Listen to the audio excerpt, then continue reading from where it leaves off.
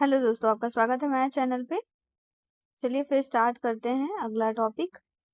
कल हम लोगों ने पढ़ा हुआ था, क्या पढ़े थे? तो संविधान में जो संविधान के स्रोत हैं, कहाँ से लिया गया है और भाग कितने हैं, भाग में क्या क्या है, कौन कौन सी चीजें हैं, वो पढ़ा था। और जो जितने भी अनुच्छेद हैं वो पढ़े थे। ठीक है, तो आज 5वां चैप्टर है अनुसूची, उसको देख लेते हैं। अनुसूची के साथ साथ हम लोग देखेंगे इसमें, हाँ देखिए, अनुसूचियां एवं उनके विषय और संविधान की प्रस्तावना। और उसके बाद भारत संघ और उसके राज्य क्षेत्र, ये सब चीजें देखेंगे। ओके, नए राज्यों का गठन देखते हैं, चलिए कितना हो पाता है। तो देखिए अनुसूचियां, मूलतः भारतीय संविधान में अनुसूचियों की संख्या 8 थी। मतलब जब संविधान बना हुआ था तो उसमें अनुसूचियों की संख्या कितनी थी? 8 थी। लेकिन वर्तमान में क्या है? तो वर्तमान में भारतीय संविधान में अनुसूचियों की संख्या 12 है। तो ये ध्यान रखना है, अगर एग्जाम में पूछता है कि मूलतः जो भारतीय अनुसूची है वो कितनी थी पहले, तो संख्या में 8 थी और वर्तमान में कितनी हो गई है? तो 12 हो गई है। ठीक है, अब चलिए इस जो अनुसूचियां हैं 12, उनके बारे में देख लेते हैं कि क्या क्या है। तो देखिए, अनुसूचियां एवं उनके विषय क्या हैं। तो सबसे पहले पहली अनुसूची में क्या है? राज्य व संघ राज्य क्षेत्र है। दूसरी अनुसूची में राष्ट्रपति तथा अन्य उच्च पदाधिकारियों के वेतन भत्ते, विशेषाधिकार तथा पेंशन के बारे में बताया गया है दूसरी अनुसूची में। ठीक है, ये आपको याद करना है। ठीक, और तीसरी अनुसूची में है शपथ एवं प्रतिज्ञान के प्रारूप। चौथी अनुसूची में है राज्यसभा में है सीटों का आवंटन। पांचवी अनुसूची में है अनुसूचित क्षेत्रों और अनुसूचित जनजातियों के प्रशासन और नियंत्रण के बारे में उपबंध। ठीक है, मतलब आपको ऐसे याद करना है, जैसे क्वेश्चन में पूछ लिया कि पहली अनुसूची में क्या है, तो आप बताएंगे राज्य एवं संघ राज्य क्षेत्र। या तो मान लीजिए क्वेश्चन पूछ लिया कि किस अनुसूची में राज्यसभा में सीटों का आवंटन है, तो आप बताएंगे चौथी अनुसूची में। ओके, फिर छठवीं अनुसूची में क्या है? तो असम, मेघालय, त्रिपुरा, मिजोरम राज्यों के जनजातीय क्षेत्रों के प्रशासन के संबंध में उपबंध है, इसको ध्यान में रखना है। AMTM, AMTM मतलब असम। छठवीं अनुसूची में कौन कौन से राज्य हैं ये भी पूछा जाता है, तो असम, मेघालय, त्रिपुरा, मिजोरम है। फिर सातवीं अनुसूची में क्या है? तो सातवीं अनुसूची में संघ सूची है, राज्य सूची है, समवर्ती सूची है। समवर्ती सूची में केंद्र एवं राज्यों के मध्य शक्तियों का विभाजन है। मतलब जो चीजें हैं कि संघ सूची में क्या रहनी है, राज्य सूची में क्या रहनी है, समवर्ती सूची में क्या रहना है। जैसे शिक्षा जो है वो समवर्ती सूची में है, आप लोग अभी आगे पढ़ेंगे तो देखेंगे। तो वही है कि इस जो केंद्र एवं राज्यों के मध्य शक्तियां हैं उसका विभाजन सातवीं अनुसूची में है। आठवीं अनुसूची में भाषाएं हैं। नवीं अनुसूची में कुछ अधिनियमों और विनियमनों नियमों का विधि मान्यकरण है। 10वीं अनुसूची में दल परिवर्तन के आधार पर अयोग्यता है। दल बदल, अब पूछता है ये क्वेश्चन इंपॉर्टेंट है, किसमें पूछता है कि दल बदल किस अनुसूची में है, तो 10वीं अनुसूची में है। 11वीं अनुसूची में पंचायतों से संबंधित प्रावधान है। अब मैं आप लोग बताइएगा कमेंट बॉक्स में कि अनुच्छेद पंचायत जो है किस अनुच्छेद में है। 12वीं अनुसूची में नगर पालिकाओं से संबंधित उपबंध हैं। ओके, आपको इतना ध्यान रखना है, इसको रट लेना है कि 1 से लेके 12 अनुसूची तक पूरा अच्छे से आपको याद होना चाहिए कि कौन सा सूची में है। नोट क्या लिखा गया है, देखिए कि 9वीं अनुसूची को संविधान के प्रथम संविधान संशोधन अधिनियम 1951 द्वारा, 10वीं अनुसूची को 52वें संविधान संशोधन द्वारा 1985 द्वारा, 11वीं अनुसूची को 73वें संविधान अधिनियम द्वारा और 1992 द्वारा तथा 12वीं अनुसूची को 74वें संशोधन अधिनियम 1992 द्वारा संविधान में जोड़ा गया है। ये चीजें इंपॉर्टेंट है, इसको स्टार में रखिएगा। पूछा जाता है कि जो संविधान का प्रथम संशोधन हुआ था वो कब हुआ था, तो 1951 में हुआ था। और किसमें हुआ था, तो 9वीं अनुसूची में हुआ था। ठीक है, 9वीं अनुसूची जोड़ी गई थी। मूल संविधान में 8 अनुसूचियां थी, फिर जब 9वीं जोड़ी गई तो यही संविधान संशोधन था 1951 जिसमें ये जोड़ा गया। ठीक है, और 52वें संविधान संशोधन जो कि 1985 में हुआ था, उसके द्वारा 11वीं अनुसूची को जोड़ा गया। ये है पंचायतों से संबंधित प्रावधान जो है वो 52वें संविधान संशोधन द्वारा। और सॉरी, एक सेकंड, फिर से देख लेते हैं हम लोग। देखिए, 9वीं अनुसूची को संविधान के प्रथम संशोधन अधिनियम 1951 द्वारा, और 10वीं अनुसूची को, सॉरी, जो दल बदल है ना, वो 52वें संविधान संशोधन अधिनियम 1985 द्वारा जोड़ा गया है, दल बदल 10वीं अनुसूची। और 11वीं अनुसूची को 73वें अधिनियम 1992 द्वारा स्टार है, और तथा 12वीं अनुसूची को 74वें संविधान संशोधन द्वारा 1992 में जोड़ा गया। मतलब आपको समझ में आया कि ये देखिए, प्रथम संविधान संशोधन द्वारा 9वीं अनुसूची जोड़ी गई 1951 में, और फिर 10वीं अनुसूची जोड़ी गई 1985 में 52वां संविधान संशोधन के द्वारा। और उसके बाद जो 11वीं अनुसूची जोड़ी गई थी वो 73वां संविधान संशोधन था, और 12वीं अनुसूची जो जोड़ी गई थी वो 74वां था। ठीक है, इसको, ये इम्पोर्टेंट है, आप लोग बहुत अच्छे से इसको पढ़ लीजिएगा। फिर कुछ इंपॉर्टेंट चीजें दी गई हैं। 7वीं अनुसूची में 3 अनुसूचियां हैं, हम लोगों ने पढ़ा, संघ सूची, राज्य सूची तथा समवर्ती सूची। संघ सूची में कुल कितने विषय हैं? तो 97 विषय हैं। वर्तमान में गणना की दृष्टि से कुल 98 का उल्लेख है। ठीक है, जिस पर कानून बनाने का अधिकार सिर्फ संघ को होता है। संघ सूची मतलब जिसमें केंद्र सरकार के द्वारा कानून बनाए जाते हैं। राज्य सूची में कुल 66 विषय हैं। वर्तमान में गणना की दृष्टि से इसमें 59 है। ओके, जिन पर कानून राज्य बनाते हैं। राज्य सूची में राज्य कानून बनाएगा किसी भी चीज पे, मुद्दे पर, और संघ सूची में संघ मतलब केंद्र बनाएगा। और समवर्ती सूची जिसमें कि कितने विषय हैं? 47 विषय हैं। वर्तमान में 52 का उल्लेख है। जिस पर कानून बनाने का अधिकार संघ तथा राज्य दोनों का होता है। समझ में आया कि संघ में कौन बनाएगा? तो संघ में केंद्र बनाएगा। ओके, और राज्य में जो है, राज्य सूची में राज्य बनाएगा, और जब केंद्र और राज्य की बात आएगी तो दोनों लोग बनाएंगे कानून।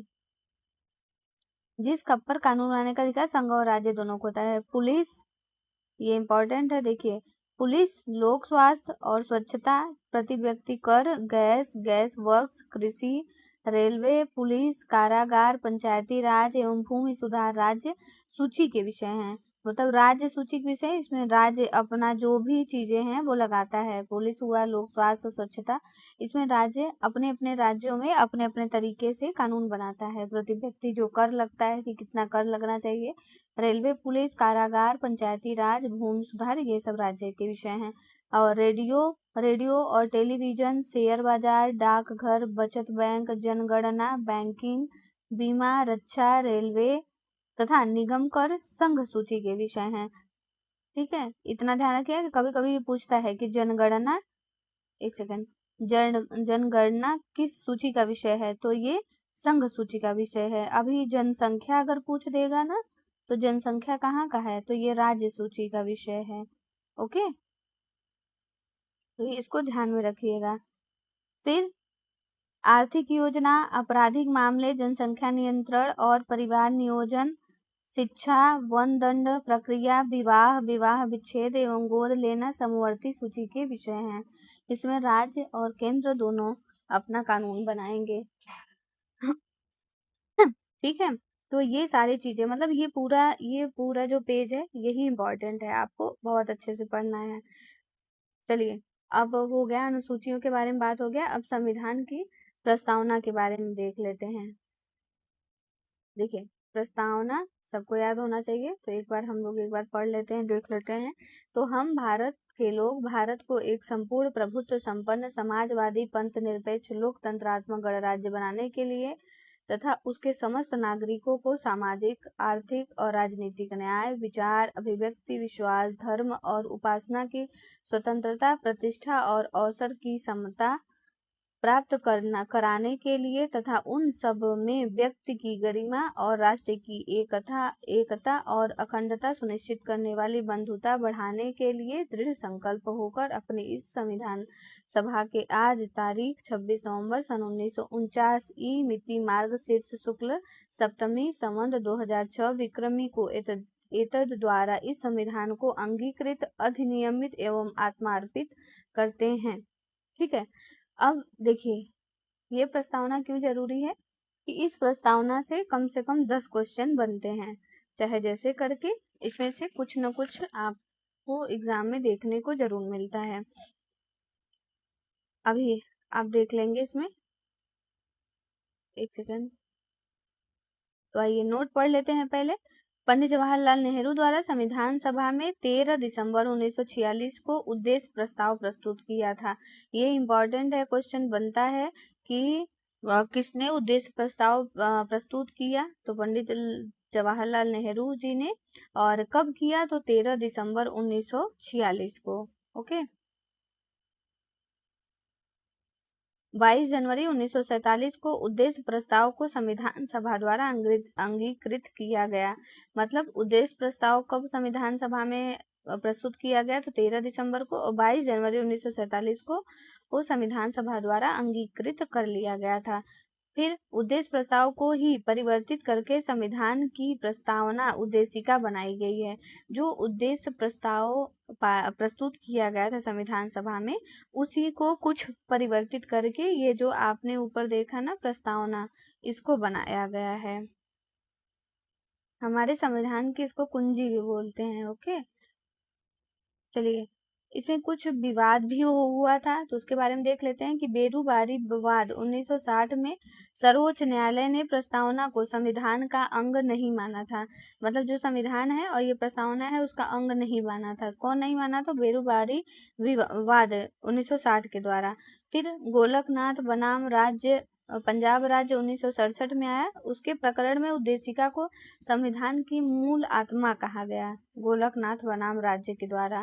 ठीक है, फिर आया केशवानंद भारती बनाम केरल राज्यवाद 1973 में सर्वोच्च न्यायालय ने प्रस्तावना को संविधान का अंग माना और अभी भी यही चल रहा है।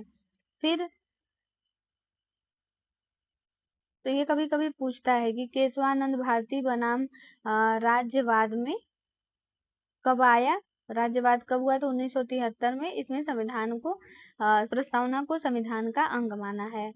फिर नेक्स्ट है SR बोम्मई बनाम यूनियन ऑफ इंडिया 1994 वाद में उच्चतम न्यायालय ने यह अवधारणा पुनः स्पष्ट की कि उद्देशिका संविधान का भाग है तथा पंथ निरपेक्षता संविधान का मूल लक्षण है। ओके, 42वें संविधान संशोधन अधिनियम 1976 द्वारा उद्देशिका में समाजवादी, पंथ निरपेक्ष और अखंडता शब्द जोड़े गए।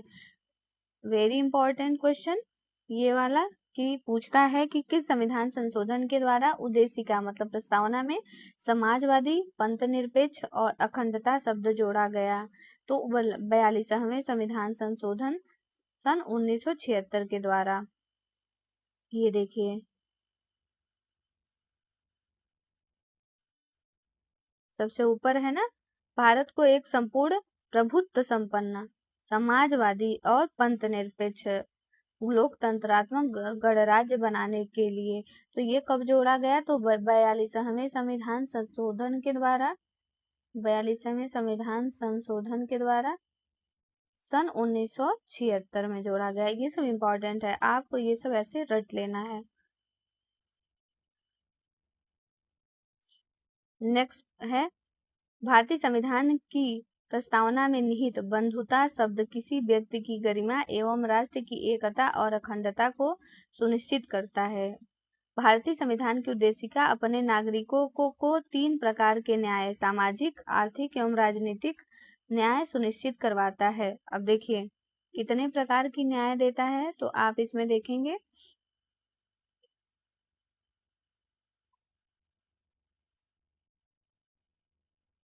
तो कितने प्रकार के न्याय देता है। एक बार फिर से पढ़िए इसको। हम भारत के लोग भारत को एक संपूर्ण प्रभुत्व संपन्न पंथ निरपेक्ष लोकतंत्रात्मक गणराज्य बनाने के लिए तथा उसके समस्त नागरिकों को सामाजिक, ये देखिए, सामाजिक, आर्थिक, राजनैतिक न्याय, मतलब 3 प्रकार के न्याय बताता है। और उसके बाद विचार, अभिव्यक्ति, विश्वास, धर्म और उपासना की स्वतंत्रता। स्वतंत्रता कितने प्रकार की दी गई है? तो 5 प्रकार की। फिर प्रतिष्ठा और अवसर की समता, समता कितने की है? 2, प्राप्त कराने के लिए तथा उन सब में व्यक्ति की गरिमा, राष्ट्र की एकता और अखंडता सुनिश्चित करने वाली बंधुता। बंधुता से क्या मतलब है? कि व्यक्ति की गरिमा, राष्ट्र की एकता और अखंडता से बंधुता है। ओके, तो ये 5 क्वेश्चन आपके बन गए हैं। आइए देख लेते हैं वन लाइनर में, आप लोगों को समझ में आ जाएगा। तो भारतीय संविधान की प्रस्तावना में निहित बंधुता शब्द किसी व्यक्ति की गरिमा एवं राष्ट्र की एकता और अखंडता को सुनिश्चित करता है। भारतीय संविधान की उद्देशिका अपने नागरिकों को 3 प्रकार के न्याय, सामाजिक न्याय, आर्थिक न्याय और राजनीतिक न्याय सुनिश्चित कराता है। उद्देशिका संविधान के विधिक निर्वचन में सहायता करता है। सर अल्लादी कृष्णा स्वामी अय्यर के अनुसार उद्देशिका हमारे सपनों और विचारों का प्रतिनिधित्व करता है। अभी हम लोग ने प्रारूप समिति में देखा था, किसको देखा था? सर अल्लादी कृष्णा स्वामी अय्यर को। ठीक है, आप रिलेट करते चलेंगे ना कि कौन कहाँ था, तो आपको ध्यान आता रहेगा। के एम मुंशी भी किसमें थे? प्रारूप समिति में थे। तो के एम मुंशी के अनुसार उद्देशिका हमारे प्रभुत्व संपन्न लोकतंत्रात्मक गणराज्य की क्या है? जन्म कुंडली है। उद्देशिका की प्रकृति न्याय योग्य नहीं है। ये देखिए, यूपी लोअर सब ऑर्डिनेट में आया था 2004 में। ठीक है, ये इम्पोर्टेंट है, पूछा जाता है कि उद्देशिका जो हमारी प्रस्तावना है उसकी प्रकृति कैसी है, न्याय योग्य है या नहीं है? तो न्याय योग्य नहीं है। ठीक है, नेक्स्ट क्वेश्चन है, ये सब चीजें आपको कब काम देंगी? वन लाइनर में तो काम देगा ही अगर आता है क्वेश्चन, जब आपको असर्शन रीजन देता है ना, तो भी आपको ये सब चीजें इंपॉर्टेंट है आपके लिए। प्रस्तावना में विचार, अभिव्यक्ति, विश्वास, धर्म और उपासना की स्वतंत्रता की बात की गई है। हमने बताया ना 5 प्रकार की स्वतंत्रता, विचार, अभिव्यक्ति, विश्वास, धर्म और उपासना। ठीक है, भारतीय संविधान की प्रस्तावना को क्या कहते हैं? संविधान की आत्मा भी कहा जाता है। बी आर अम्बेडकर ने संवैधानिक उपचारों के अधिकार को संविधान की आत्मा और हृदय माना है। मतलब आपने समझा कि संवैधानिक उपचारों के अधिकार कब हैं? आर्टिकल किसमें है? 32 में। अभी अनुच्छेद हम लोग पढ़े थे ना, आप पढ़ेंगे वहां पे, तो संवैधानिक उपचारों का अधिकार 32 में है आर्टिकल। तो अम्बेडकर ने ये बोला था कि संविधान की आत्मा और हृदय प्रस्तावना को नहीं माना था इन्होंने संवैधानिक उपचारों के अधिकार को माना था। फिर के एम मुंशी ने उद्देशिका को राजनीतिक जन्मपत्री कहा। किसने कहा? तो के एम मुंशी ने। मुंशी जो थे वो जन्मपत्री बनाते थे, ऐसे याद कर लीजिएगा। बी आर अम्बेडकर ने संविधान को एक पवित्र दस्तावेज कहा। एन ए पालकीवाला ने प्रस्तावना को संविधान का परिचय पत्र कहा। ठीक है, सुभाष कश्यप ने क्या कहा कि संविधान शरीर है तो प्रस्तावना उसकी आत्मा, प्रस्तावना आधारशिला है तो संविधान उस पर खड़ी अट्टालिका है। संसद प्रस्तावना में अनुच्छेद 368 के तहत संशोधन कर सकती है, हालांकि इसमें निहित ढांचे में नकारात्मक संशोधन नहीं कर सकता है। मतलब समझ में आया कि ये जो प्रस्तावना है, हम लोग आर्टिकल कल पढ़े थे, आर्टिकल 368 और भाग 20 में संशोधन की बात की जाती है। तो इस पूरे प्रस्तावना में हम संशोधन कर सकते हैं, लेकिन कोई भी ऐसा संशोधन जो कि नकारात्मक है उसको नहीं कर सकते हैं। ठीक है, चलिए। स्पष्टतः संसद वैसा परिवर्तन कर सकती है जिससे मूल ढांचे का विस्तार व मजबूतीकरण होता है। अब तक प्रस्तावना को मात्र एक बार 42वें संविधान संशोधन के द्वारा संशोधित किया गया है। और क्या लगाया गया है ये आप लोग कमेंट बॉक्स में कमेंट करिएगा, क्योंकि हम ऊपर ही बता चुके हैं कि 42वें संविधान संशोधन सन 1976 के द्वारा क्या प्रस्तावना में संशोधन किया गया था। तो ये बहुत इंपॉर्टेंट है, आपके एग्जाम में एक क्वेश्चन तो बनने ही वाले हैं। ये पूरा चैप्टर जितना भी पढ़ाया गया है पूरा इंपॉर्टेंट है। कोई भी एग्जाम आप देंगे, जरूरी नहीं सिर्फ ये टीजीटी पीजीटी दे रहे हैं आप, एलटी ग्रेड या फिर जीआईसी या फिर कोई पीसीएस, आईएएस, एचईओ या फिर बिहार का, किसी भी चीज के लिए बहुत इंपॉर्टेंट है, सारे क्लास भी इंपॉर्टेंट है। अब चलिए भारत संघ और उसके राज्य क्षेत्र के बारे में, पहली अनुसूची उसको पढ़ लेते हैं। आप रिलेट करके पढ़ेंगे तो आपको समझ में आएगा कि हाँ ये सारी चीजें हैं, नहीं तो ऐसे अभी पहली बार जो भी पढ़ रहा है उसको थोड़ा टफ लग रहा होगा। तो देखिए, भारतीय स्वतंत्रता अधिनियम सन 1947 के द्वारा दो स्वतंत्र एवं पृथक प्रभुत्व वाले देश भारत तथा पाकिस्तान का निर्माण किया गया था। कब किया गया था? सन 1947 में। विभाजन के समय देशी रियासतों के समक्ष 3 विकल्प प्रस्तुत किए गए हैं। भारत में शामिल हो जाएं आप, या तो पाकिस्तान में शामिल हो, या स्वतंत्र रहें। जो विभाजन का समय था उसमें देशी रियासतें जो थी उनके समझ 3 विकल्प दिया गया था, या तो वो भारत में शामिल हो जाएं, या पाकिस्तान में शामिल हो, या स्वतंत्र रहें। भारतीय सीमा के अंतर्गत कितने देशी रियासतें थी? तो 552 देशी रियासतें थी, जिनमें से 549 भारत में शामिल हो गई, जबकि शेष 3 हैदराबाद, जूनागढ़ और कश्मीर ने भारत में शामिल होने से मना कर दिया था। कालांतर में हैदराबाद को पुलिस कार्रवाई द्वारा, जूनागढ़ को जनमत संग्रह के द्वारा और कश्मीर को विलय पत्र के द्वारा भारतीय संघ में शामिल किया गया। ठीक है, अब देखिए भारतीय संविधान के भाग 1 के अंतर्गत अनुच्छेद 1 से 4 तक भारतीय संघ एवं इसके राज्य क्षेत्रों का उल्लेख किया गया है, जो भी हम लोग ऊपर पढ़े थे। भारत को राज्यों का संघ, यूनियन ऑफ स्टेट्स घोषित किया गया। मतलब भारत क्या है? राज्यों का संघ है। वर्तमान में भारत में 28 राज्य हैं और 8 संघ शासित प्रदेश हैं, ये ध्यान रखना है। नोट: दादरा और नगर हवेली तथा दमन और दीव केंद्र शासित प्रदेशों का विलय अधिनियम 2019 के तहत 2 केंद्र शासित प्रदेशों यथा एक दादरा और दूसरा नगर हवेली तथा 2 दमन और दीव का आपस में विलय हो जाने के उपरांत वर्तमान में देश में केंद्र शासित प्रदेशों की कुल संख्या 8 हो गई है। ठीक है, उल्लेखनीय है कि यह अधिनियम 26 जनवरी 2020 से लागू है। ठीक है, ये जो अधिनियम है केंद्र शासित वाला वो 2020 से लागू है। अब चलिए देख लेते हैं, अनुच्छेद 1 के तहत संघ का नाम तथा राज्य क्षेत्र का उल्लेख किया गया है। आर्टिकल में पढ़े थे कि अनुच्छेद 1 के तहत संघ का नाम और राज्य क्षेत्र का उल्लेख किया गया है। अनुच्छेद 2 के तहत नए राज्यों का प्रवेश या स्थापना का अधिकार संसद को प्रदान किया जाता है, कि कोई भी अगर राज्य बनाना है, राज्यों का प्रवेश करवाना है या कोई भी राज्यों की स्थापना करनी है तो वो किसके द्वारा होगा? तो संसद के द्वारा होगा। अनुच्छेद 3 के तहत नए राज्यों का निर्माण और वर्तमान राज्यों के क्षेत्रफल, सीमा व नाम में परिवर्तन की शक्ति किसको प्राप्त है? संसद को प्राप्त है। ओके, नोट है, अनुच्छेद 2-3 के अधीन संसद द्वारा बनाए गए कानून को अनुच्छेद 368 के तहत संशोधन नहीं माना जाएगा। इसे संसद द्वारा सामान्य बहुमत और साधारण विधायी प्रक्रिया से संशोधित किया जा सकता है। मतलब जो आर्टिकल 2 और 3 है वो संशोधन के द्वारा नहीं होगा, नहीं माना जाएगा। वो सिर्फ जो संसद है उसका जो सामान्य बहुमत है और साधारण विधायी प्रक्रिया है उसके संशोधन के द्वारा ही किया जा सकता है। किसी राज्यों की स्थापना, किसी राज्यों का विलय, किसी राज्यों में संशोधन, मतलब कुछ भी, और राज्यों का अगर नाम परिवर्तन किया जा रहा है वो भी। ठीक है, संसद संविधान सभा में संशोधन करके किसी भारतीय भूभाग को किसी अन्य देश को सौंप सकती है। समझ में आया? इसका मतलब ये है कि जो हमारा संसद है, संसद में कौन कौन आता है? तो लोकसभा, राज्यसभा और राष्ट्रपति तीनों आते हैं। ठीक है, तो संविधान में संशोधन करके संसद अगर संविधान में संशोधन करके किसी भारतीय भूभाग, मान लीजिए यूपी को किसी अन्य देश को सौंपना चाहता है, छोटे से किसी भाग को, तो वो संसद के संविधान संशोधन के द्वारा ही होगा, न कि आर्टिकल 368 के द्वारा होगा। जून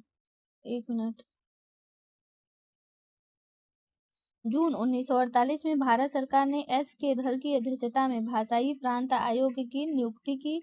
इस आयोग ने अपनी रिपोर्ट दिसंबर 1948 में पेश की।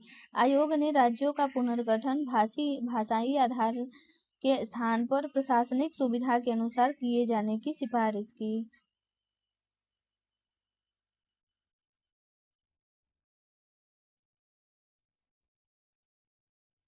दिसंबर 1948 में कांग्रेस द्वारा एस के धर कमीशन की अनुशंसाओं का अध्ययन करने हेतु जेवीपी समिति का गठन किया गया। अगर पूछा जाएगा कि जेवीपी समिति का गठन कब किया गया, तो सन 1948 में दिसंबर में किया गया।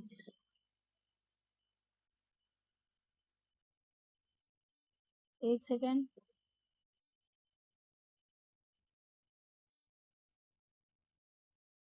इसमें जवाहरलाल नेहरू, वल्लभ भाई पटेल और पटाभी सीतारामैया शामिल थे। किसमें? जेवीपी समिति में जवाहरलाल नेहरू, वल्लभ भाई पटेल और पटाभी सीतारामैया, इसी के नाम पे था जेवीपी समिति।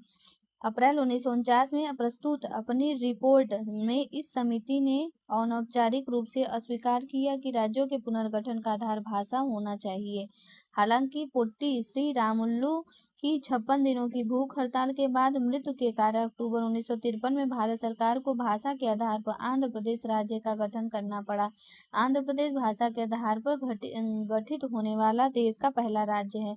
ये इम्पोर्टेंट है, ये पूछता है कि भाषा के आधार पर राज्य का गठन, कौन से राज्यों का गठन हुआ था, तो आंध्र प्रदेश का गठन हुआ था। कब? सन 1953 में।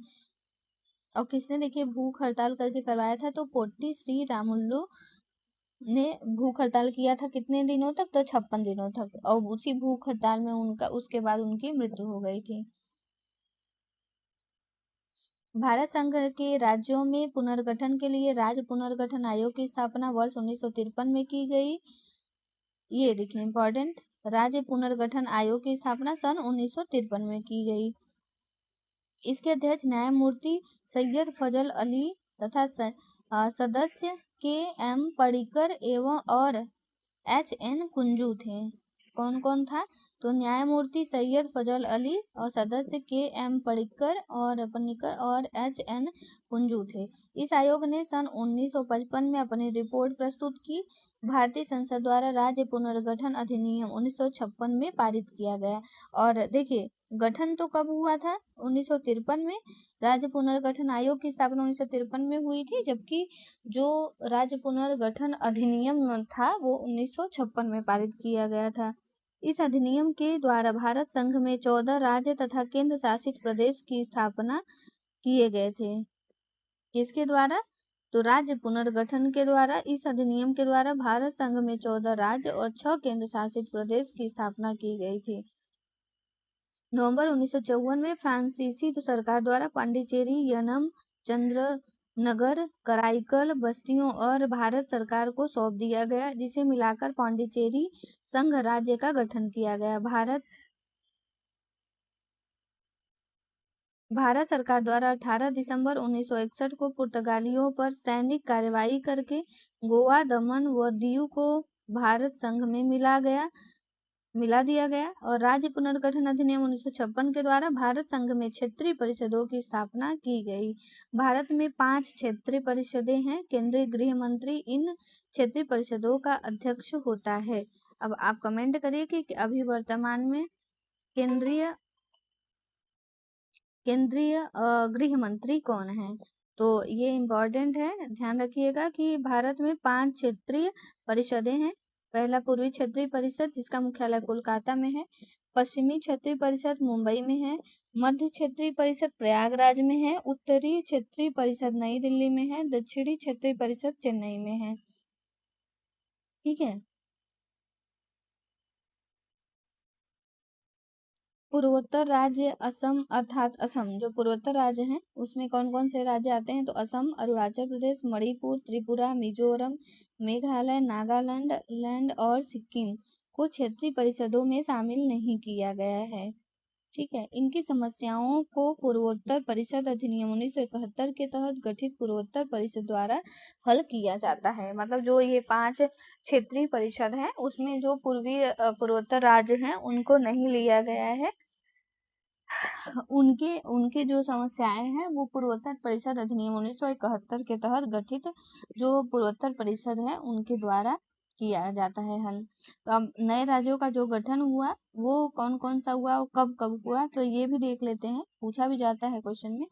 तो अभी हम लोगों ने पहले ही देखा कि जो पोट्टी रामुलु थे उनके द्वारा आंध्र प्रदेश का जो गठन हुआ था वो 1 अक्टूबर 1953 में हुआ था। गुजरात महाराष्ट्र का गठन 1 मई 1960 में, उसके बाद फिर नागालैंड का 1 दिसंबर 1963 में, हरियाणा का 1 नवंबर 1966 में, हिमाचल प्रदेश का 25 जनवरी 1971 में, मणिपुर, मेघालय, त्रिपुरा 21 जनवरी 1972 में, सिक्किम का 16 मई 1975 में, मिजोरम अरुणाचल प्रदेश का 20 फरवरी 1987 में हुआ था, और